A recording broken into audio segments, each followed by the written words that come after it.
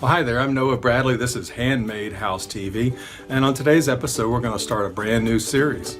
Stay tuned.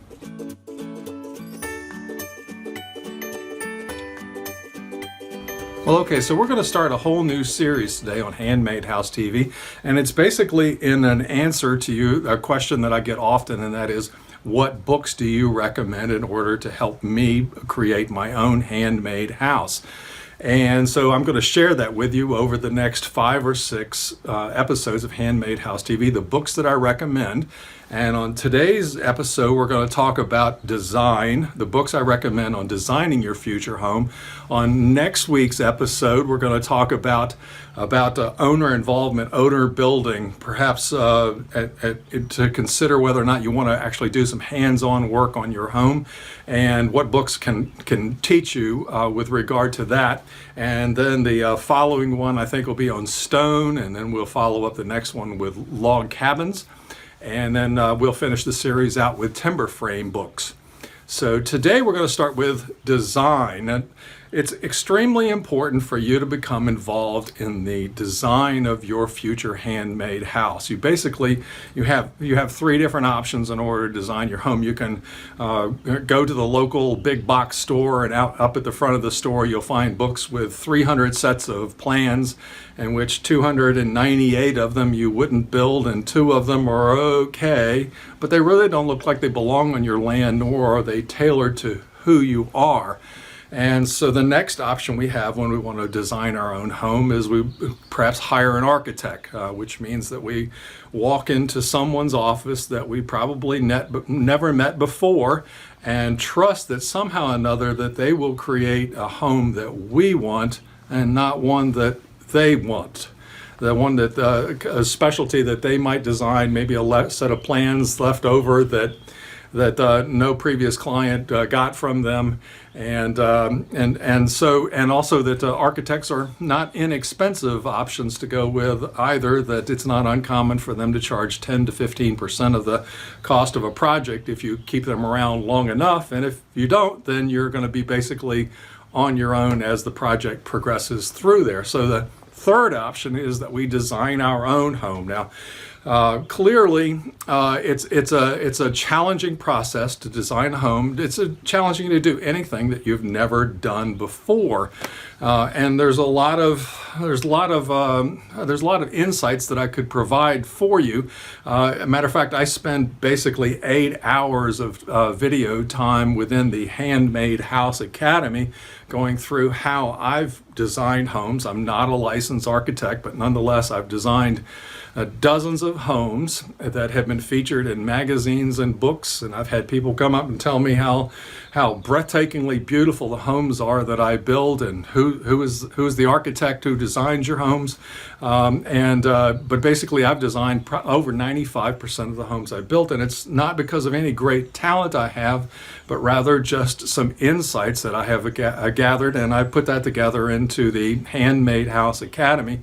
And if you're interested in signing up for that, please come over at handmadehouses.com and do that. But with regard to books that I can recommend for you to help you design your future home, and let me give a caveat before we begin this entire series, and that is that books are great for reference and for inspiration. They will each give us a few little tidbits in the design of our future home in order to put it together. But books also come with, they're opinionated from the particular author. A lot of books are written by people that are better writers than they are craftsmen.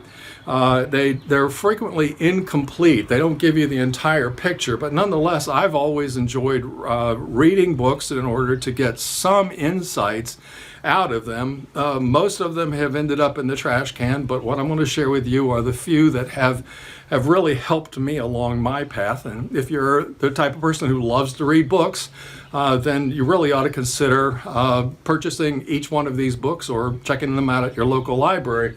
And so the first book that I would recommend, and this is probably unusual that you would think that I would recommend this, but it's Walden, written by Henry David Thoreau. And it's actually the first book that I would recommend anyone read who is contemplating the future construction of their home. And the reason for that is that it'll get your head on the right track as far as the future home. It's so easy. There are so many motivating influences as we move forward in the creation of our home to make the home larger and more expensive. We end up, even if we start out with, we have a limited budget and we don't want to get super in debt when it comes time to building our house, all the forces will pull you that way to creating a more expensive house.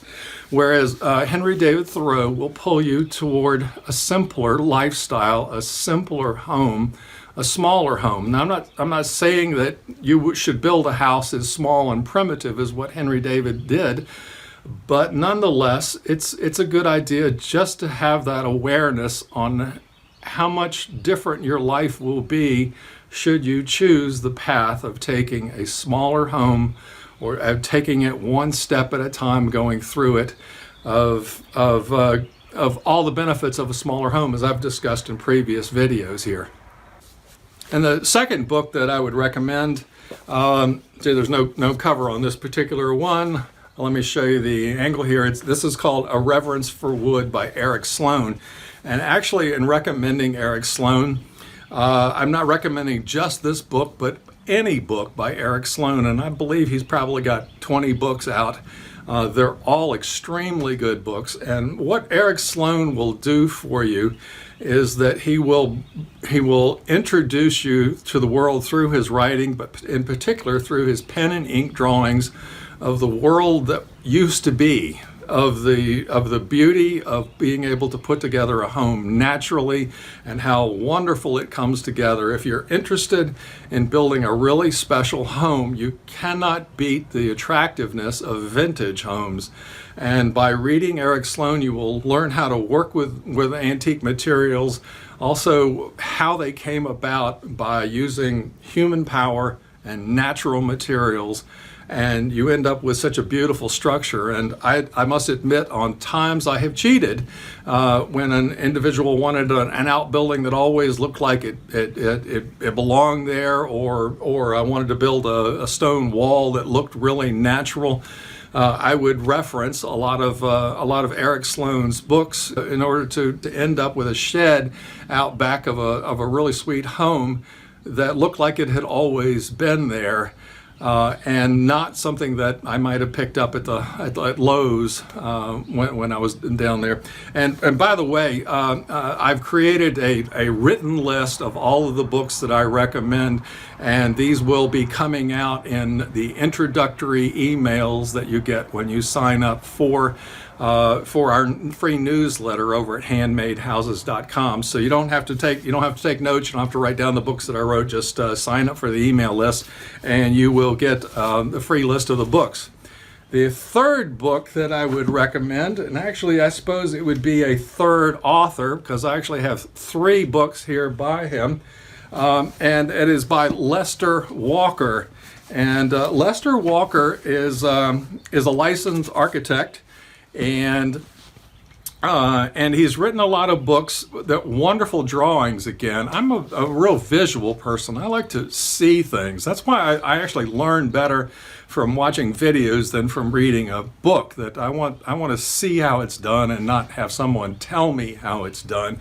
But Lester Walker is a firm believer in homeowner involvement in the design process, and he's an architect. Now, I must admit that I was well into my career before I ever discovered a Lester Walker book. So I didn't really learn how to design from him. And his writings is a bit different than what mine is. But nonetheless, I really admire the man's talent and his writing ability. The first book I ever bought by him was called Tiny Houses. And if you've watched a Handmade House TV long enough, you know that I really like tiny houses. I don't like the tiny houses of today where you've got 15 rooms crammed into the size of a closet, but I do like houses that are on the small side, particularly if you're starting out. It's great to start small and add on as time goes on, but tiny houses are cute. They're very affordable.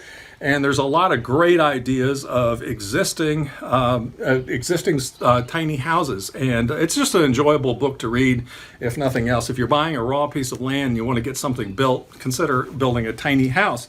But another book by Lester Walker that I really am fond of is, let me see if I can get this posted off of here. Not certain how it got on there. It's called American Shelter. And the cool thing about this book are, again, Lester Walker's amazing drawings in there. But basically he goes worldwide and introduces you to the style homes, the classic style homes of, if you're in this particular spot of the world, this is what people have traditionally built. And I'm a big fan of that. If you're depending upon what part of the world you live in, you really ought to build a home that looks like it belongs there. And so again, this is an excellent resource to use for wonderful designs of homes. Try not to reinvent the wheel. Try to look at what has been proven to be attractive today and will be attractive 100, 200 years from now. So a great book in design. And one last book by Lester Walker. And this is probably the only book on homeowner creation of blueprints that I've ever seen that I actually liked. Most of them are just horrific. But nonetheless, Lester Walker does a great job at describing the process of visualizing a home, of figuring it out how it goes together, and how to create your own blueprints. And he does it he comes from the experience of being an architect and how you as a layperson will create an attractive home. And I guess that wraps it up for today. I hope that you got something out of it. Come over at handmadehouses.com, sign up for my newsletter, and I'll give you a complete list of these books that I recommend on you participating in the design work of your home. If you want an ideal home, then it's imperative that you take care of the design work in it. And you never want to start with the floor plans. You always want to start with the elevations of what the home is going to look like, and then you work out the inside. So anyway, I would like to thank 5 new members of the Handmade House Guild. And if you're a member of the Handmade House Guild, one of the many academies that I've created, the Handmade House Academy on Design, is included in that package. But I would like to thank 5 new members of the Handmade House Guild. They are Scott McKinney, Robert Wilkinson, Louis McMaster, and James Thompson. Guys, thank you so much for joining up with the Guild, and we look forward to seeing you on our next episode of Handmade House TV, where I'm going to share with you about homeowner involvement, about whether or not you really want to get involved. What books would I recommend on carpentry, on plumbing, on stonemasonry? What books can help you learn the trade best of all?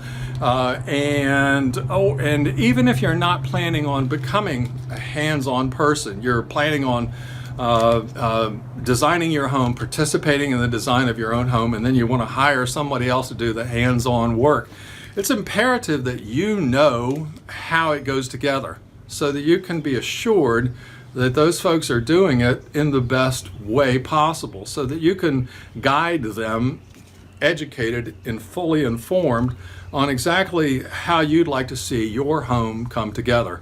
You don't want to just sign the check and say a prayer that everything's going to come out well. That generally doesn't turn out well. So anyway, we look forward to seeing you next week here on Handmade House TV. We're going to talk about homeowner involvement, homeowner building. So you guys take care. Bye now.